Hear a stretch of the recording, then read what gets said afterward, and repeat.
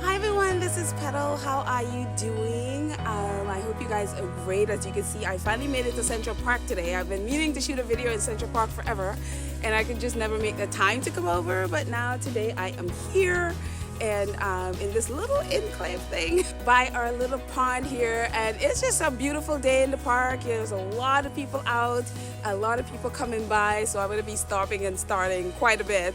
But anyways, welcome to Facts and Two Cents. Hope you guys are having a great day.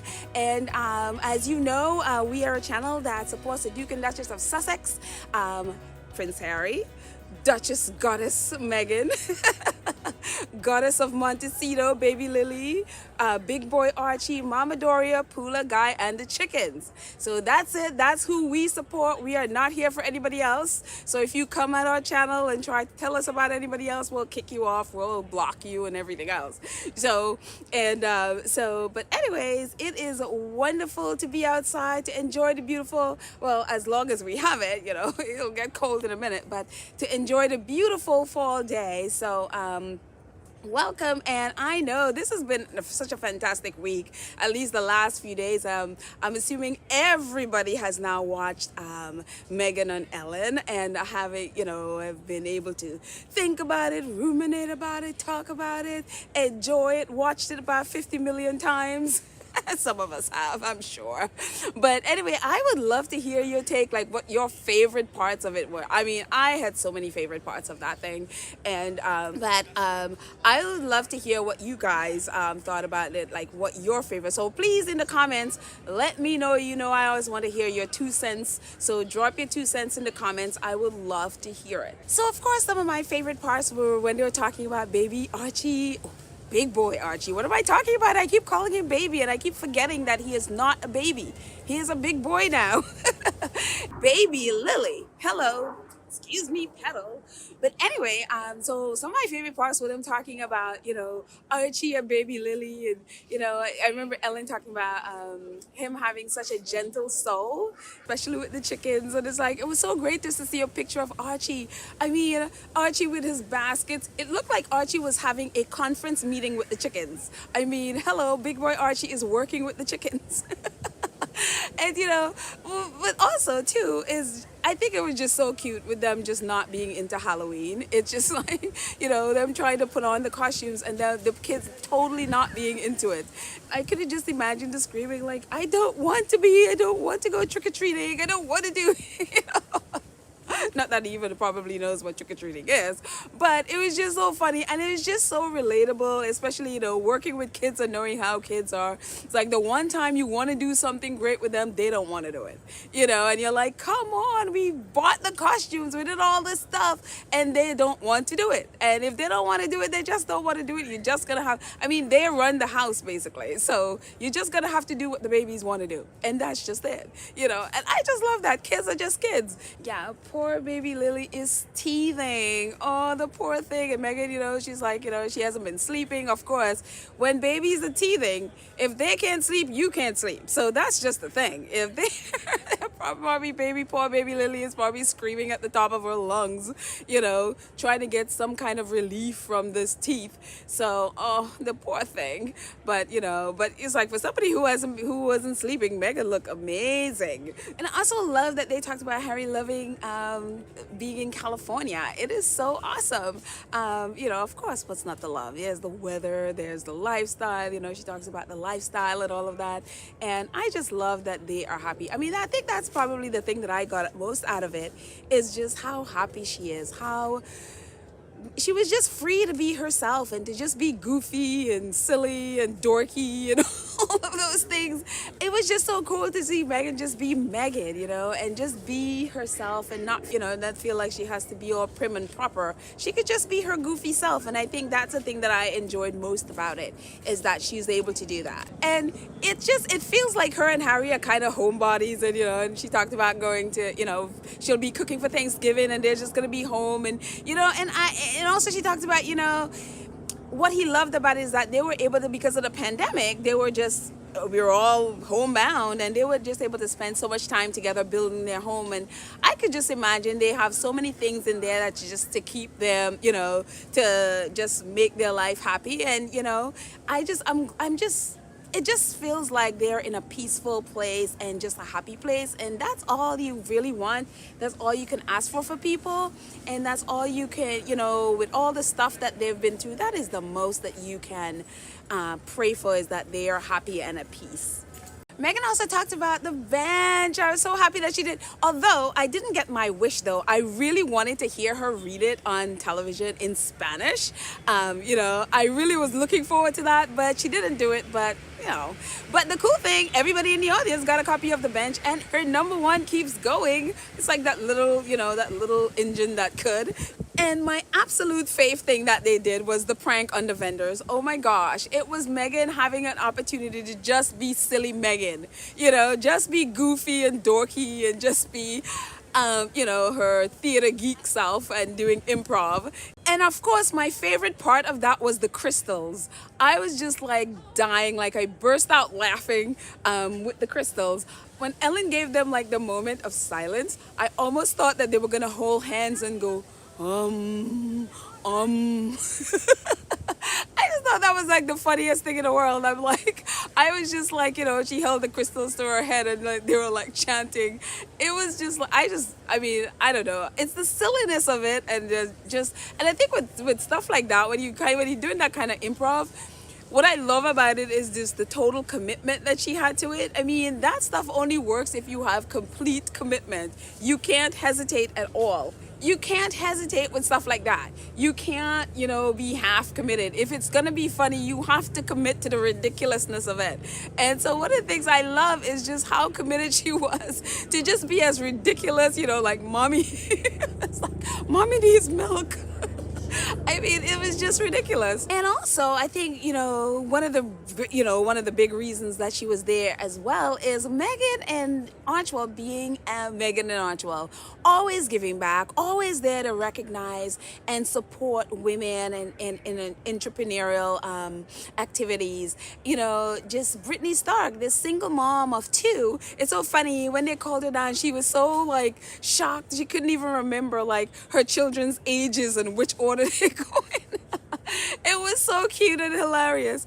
But, they called her down and recognized her because she's the single, again, you guys have seen, the single mom, I think she's from Tennessee, who, when she moved to the state that she's in, or the town she's in, she was homeless after a while, and someone gave her and her kids like backpacks with clothes and shoes and stuff, and it meant so much to her and impacted her so much that she was like, well, how can I give back?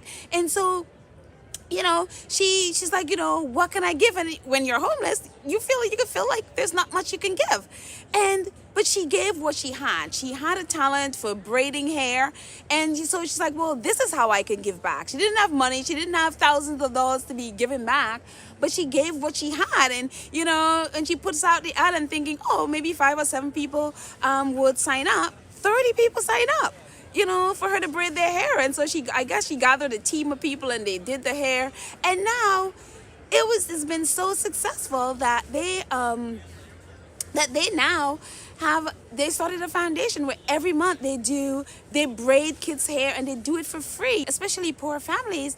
It is a major thing to have someone do their kids' hair and then do it for free. So Brittany and her team started this not-for-profit foundation called A Twist of Greatness. And now they're doing these events once a month where they get to braid kids' hair for free. And now they teamed up with 4 schools. They have now teamed up with 4 schools where they hold these events once a month, braiding kids' hair. They've done almost 150 kids' hair for free. And then they give the kids presents and all of those stuff. And now they're, going to be, traveling. I guess they're going to be taking their program to other states. And it's just so amazing for that little one act of kindness done for her, for Brittany. She paid it forward. She, gave back. And now look what. And so now she's invited to Ellen. And then this organization called Tis Best donated $20,000 to her foundation. And then Archewell, Harry and Meghan matched that with a $20,000 donation. And then Tis Best also gave her a $5,000 gift card where she could donate to anybody. And it was just like the most amazing story of when you give, you never know. Look how far that little one act of kindness of somebody donating their backpack to her, she gave back, and now look, her foundation has now $45,000 where they can reach so much more people and give back to so much more kids. And I just think that is the most amazing thing, and that is so Archwell. That is so what Meghan is all about, and lifting up women, lifting up black women, women of color. I'm like, I can't imagine how Britney must feel like now that little act of kindness, and here she is. Her foundation now has $45,000, well, 40,000, and then 5 where she can donate to anybody she wants, to do so much more greatness. So congratulations to Brittany Stark, congratulations to your foundation, the Tis of Greatness, and congratulations to Archwell and Tis Best for the amazing work you do to support women in this way. So yeah, and Meghan also talked about paid leave for all, She talked about just, what it's like for her as a mom, how important it is for, moms and families being together, especially when you're just on a child. I mean, or say your family, somebody is sick and you can stay home for the child. But she talked about how important paid leave for all is. And the next morning, yesterday, we got the news that paid leave for all passed in Congress. Like,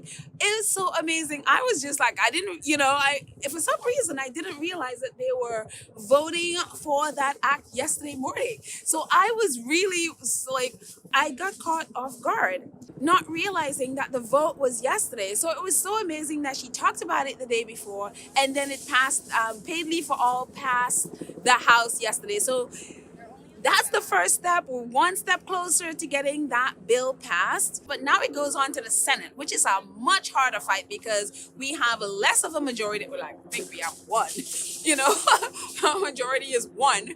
And then Kamala Harris can break the tie. But it's amazing that it's one step closer to passing, that the fact that they had taken it out of the Build Back Better bill and put it back in, and now it passed Congress. So, but I can only imagine Meghan celebrating yesterday. And then also paid leave for all. Also, they thanked her actually on Twitter for speaking about it on Ellen, And so I'm sure they're all celebrating. I look forward to Meghan coming to Washington, to Kristen Gillibrand, inviting her to that women's luncheon in DC. So the British press, of course, their response to Meghan being on Ellen was exactly the British press, exactly what you would think. Nasty, abusive, disgusting, despicable, and in every way just gross. The condescending way they talk about it, the condescending way they talked about the interview, I mean, they're just being exactly what they are. The future king is in the Middle East somewhere. The future, they were doing something with somebody somewhere the same time that Meghan was on Ellen. Yet the Telegraph and I think the BBC, they were doing a live feed of Meghan's interview with Ellen. Like, yeah, these people are so irrelevant that you are going live. I mean, none of them went live when Prince William had his whatever that, earthshot nonsense that he did. Well, it's not nonsense, but earthshot nonsense. Anyway, when Prince William had his earthshot thing, none of them went live. People that you are calling irrelevant, you're going live. You're doing a live feed for irrelevant people. Right. Anyway, guys, thank you so much for watching. I hope you have a great day. And as usual, if you like our content, please, as our helicopter goes over me there, if you like our content, please right down below, click the subscribe button and click the little bell so that you know when we post a video. And if you're interested in supporting this channel, that would be awesome too. We do have PayPal. We also have Cash App. So please feel free, jump on there and support. We'll appreciate, of course, no obligation, but we appreciate your support. You can also check out our merchandise. The link is in our description, so you can check it out and get some cool merchandise as well. So anyways, I hope you guys are well. Thank you so much for watching. Hope you enjoy the park. I'm gonna do a little bit of some photos and add some photos and a little bit of a panorama so you see where I am.